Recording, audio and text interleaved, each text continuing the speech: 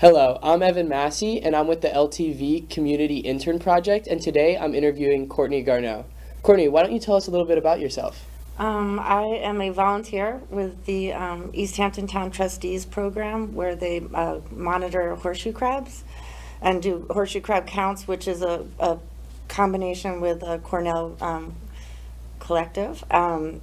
So it's organized by them, but we implement it in our local area. So we look for crabs in Northwest Harbor. And there are other areas locally out in Lazy Point, and this is our 5th year doing it.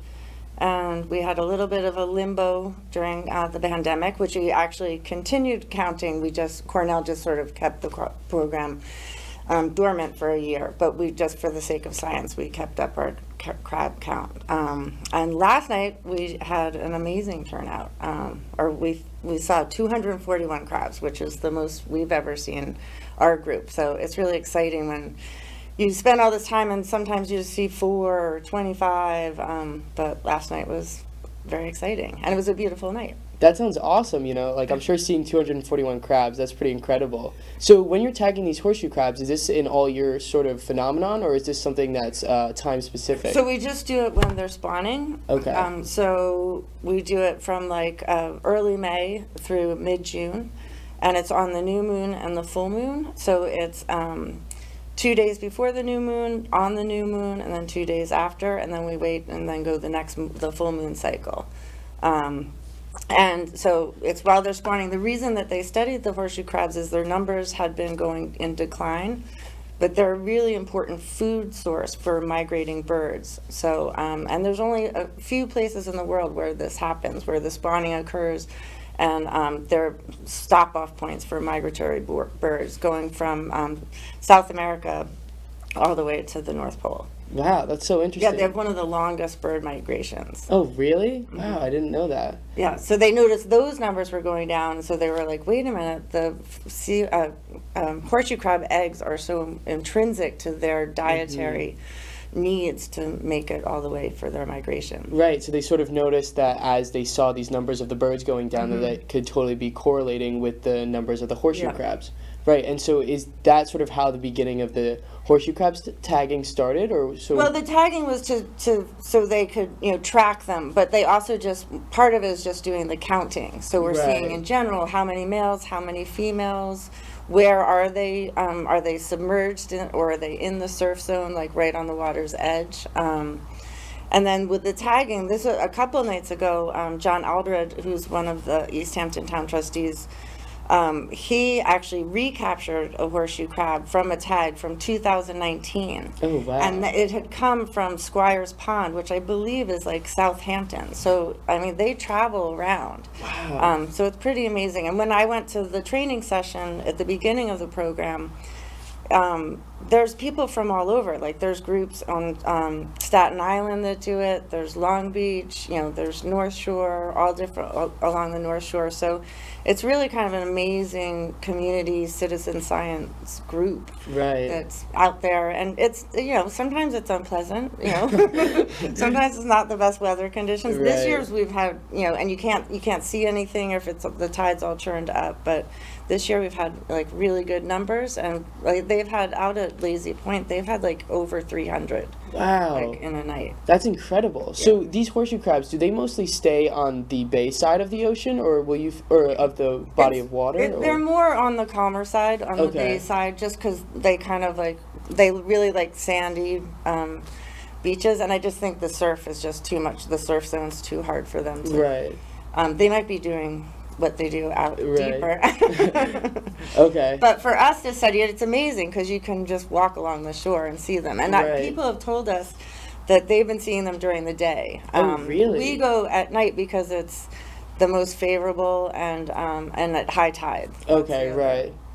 Because normally I've only seen them at nighttime, from what I know, just because usually in the daytime, sadly, if I do see them, oftentimes they're dried up, or you can just find the shells. But it seems like at nighttime they're definitely much more alive. Yeah, definitely. Yeah.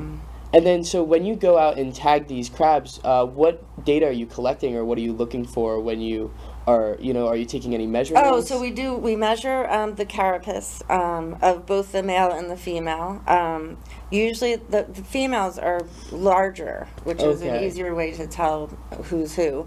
But you can also flip them over and you can look at their claws, and they have different, the male and female claws are very different, like they're big pinchers, which they don't pinch anybody though. But we also study how much stuff they have on their shell, like if they're Okay. a clean shell or if they have barnacles, or I mean, Right. some of them, we saw a bunch last night that they were just had so much stuff on them. So they molt in their younger ages, and then they start, then they kind of have reach their final size, and so that's when you find them. So they're using that information to figure out how old they are. Wow. That's super Yeah. cool that they can like take data on like how old maybe barnacles or something that is on their shell to sort of identify how old they might Yeah. be. Well, they really want to know like the percentage of the shell that's covered. So we kind Oh. of do like, under 25%, Okay. under 50%. Wow, very cool. And then when you're going out, are you tagging all 240 some odd horseshoe No, crabs? actually they give, at least maybe next year they'll give us more, because we already ran out of our tags, but they gave us 50 tags. But in previous years we'd only tagged 25. But so we did 45 a couple weeks ago, and then we left some because we do a little partnership, so we thought maybe someone else would want to tag some, but we did the rest of them last night. So and actually a couple of nights ago, John also got some recaptures of crabs that we had tagged, a couple nights previously. That's so funny that you can see them just migrate Yeah. in that small period of time. Yeah, when Tim had reported to Cornell, like that we had recaptured, they were really excited. They were like, "Oh my gosh, it's so fun when you get one back." Right. But they found ones like crazy distances. One of the other places that they study them is in the Chesapeake Bay. That's Okay. another large spawning area, and sometimes they find them like up here, which is Wow. crazy. So yeah, so they must travel like very long. yeah, and they are, an ancient species. Right. I mean, they're prehistoric. I know. I remember when I went horseshoe crab tagging with you guys last year, just seeing them, they look so prehistoric. They look And like, their blood is blue. right, which And is sometimes when you go to use the drill to put the tag in, it doesn't hurt them, but a little bit of blue blood will escape. it's so crazy. And I know that the horseshoe crab blood is also like sought after, and it has. Well, it is, especially now, sort of the pandemic's brought to light that because their blood is so old, it's something that they test as a reagent for vaccines. Wow. So there are places that harvest it, and then they harvest the blood from the crabs, and then they release them. But unfortunately, there's also some people that realize that it is their blood is valuable, and they're they just harvest the blood, and Right. they don't survive. Wow. Huh, that's super interesting, Yeah. And it seems so cool how, monitoring these horseshoe crabs can also like tell a larger tale of how sort of the greater ecosystem of East Hampton is going, and if you see this population start to increase, then maybe the migratory birds will, begin to do better. And Yeah, I think too, one thing that they're trying to look at in the science is that with people spraying less, and because they're genetically they're closely related to the tick. okay. So they think that for a while, when they were spraying for mosquitoes and a lot of people were spraying for ticks, that might have been like running off into the water and affecting the Oh. population. That's a speculation, but Okay. but it makes you realize, and especially when you're out there in the middle of the night, like seeing all this stuff going on, and we take water measurements and wind measurements, and we use this special device to see how far visibility you have, and you realize like you're interconnected with all the things that they're interconnected with, Right. and we're trying to study them and figure them out and keep them alive, because obviously they've survived this long. So Right. Yeah, like millions of years. So it's definitely, yeah, super incredible to Yeah. go out and really like immerse yourself in that environment that they find themselves in all the time. Yeah. And like on top of what you're saying with like pesticides, are there any other measures that should, maybe be taken to help like preserve these Well, I horseshoe do crabs? think, with like climate change, looking at our data on just the temperatures right now, like the water temperature and the air temperature has been much higher than This early in the yeah, season? than Wow. previous years. Okay. So I don't know, maybe that's why. It's also been really calm, so we've just been seeing a lot more. And Right, because of, when like, it's rougher, I think they kind of go deeper. right. Okay. So it could have to do with like the visibility or many different factors. With Yeah, there's a lot of different factors, and then we send our data to Cornell, and then they look at it. There's a whole division that's their program. That's super interesting. Yeah. And then, so will you get that data back, and is that up to your It's sort of when you go interpretation? to the next year, the next Okay. training, then they kind of like tell you, they'll keep us updated of what the final numbers were and what areas. But they also look at things like this year.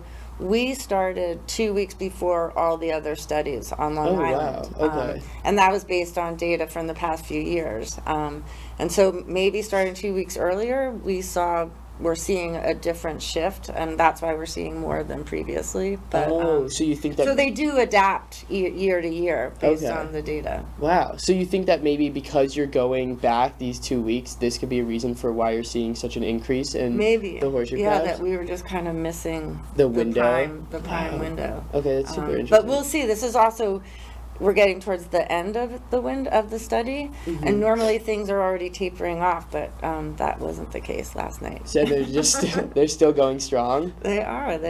That's awesome.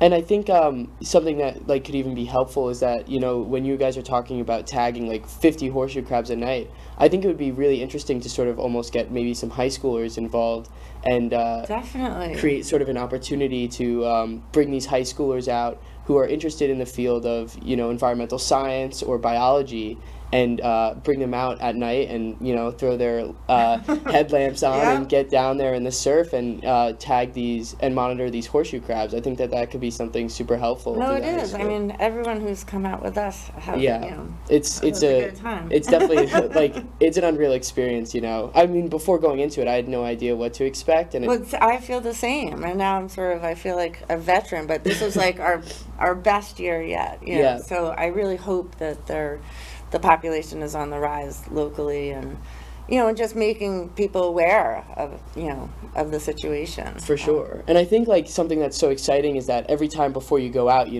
don't know how many you're going to see, if you see like 5 or Right. even hundreds. Yeah, last night we kept going farther around the bend, and we kept seeing more, and we're like, more. Are we at the end yet? Yeah. And is it hard to sort of like find that stopping point, Well, actually, it's really like laid out. So when you go to the meeting and they give you like your map of your transect, like they've already gone and flagged it and Okay. figured out where you should go. So which is nice, because the first night you go, you're in the dark, and so you're kind Right. of like. But we've done this particular transect a few times, so Right, so you you- know where it is. you get to understand the lay of the But land. sometimes the tide's so high, and then we run into the plover fencing, and then you have to kind of Right. like Cut it stop. short, or just, wow, that's super interesting. Yeah. I think, yeah, it would be such a fun opportunity to bring these kids along from the high Yeah. school and maybe show them the ropes of how to tag these horseshoe crabs, and Definitely. maybe they can start bringing in younger Yeah. kids and have it sort of create like a program. I know that I'm talking to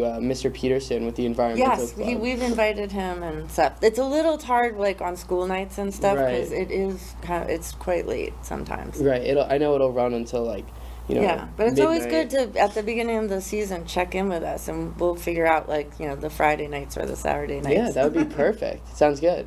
All right. Cool. Thank you, Courtney, for You're joining me welcome. today. It was so much fun talking about these horseshoe crabs. And this was brought to you by the Community Intern Project. And I'll see you guys next time.